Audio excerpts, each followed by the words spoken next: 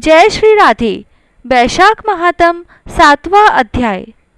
नारद जी कहने लगे कि मिथिलापुरी का राजा यह अद्भुत चरित्र देखकर ऋषि के आगे हाथ जोड़कर खड़ा हो गया और कहने लगा कि महात्मा, इस धर्म को विस्तार पूर्वक सुनने की मेरी इच्छा है, जिससे यह इक्ष्वाकु वंश का राजा मोक्ष को प्राप्त हुआ। श्रुतिदेव कहने लगे कि राजन, तुम धन्य हो जो युवा अवस्था में ही तुमको भगवान के प्रिय धर्म के लिए इतना प्रेम है।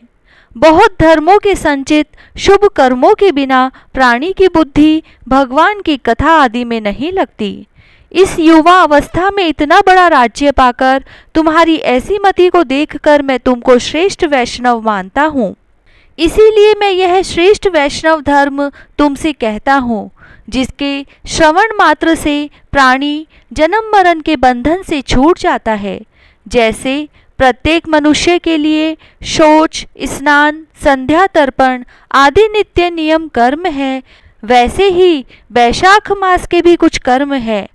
वैशाख धर्मों के समान कोई धर्म नहीं है। जो कोई इन धर्मों को नहीं करता उसको स्वर्ग प्राप्त नहीं होता। जैसे बिन राजा की प्रजा उपद्रवों से नष्ट हो जाती है, वैसे ही बहुत से धर्म भी नष्ट हो जाते हैं।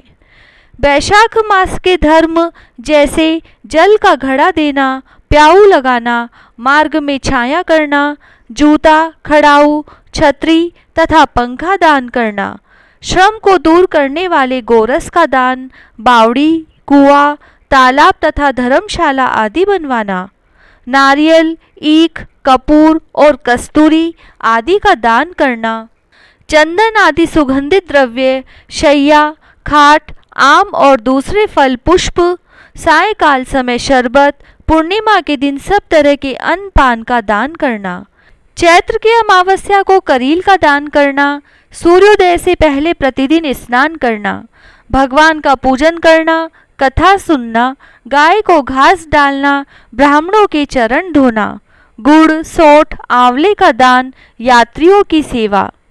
जो स्त्री वैशाख मास में भगवान का पूजन फूलों से नहीं करती, उसको पुत्र का सुख नहीं होता, उसका पति और आयु भी नष्ट हो जाते हैं।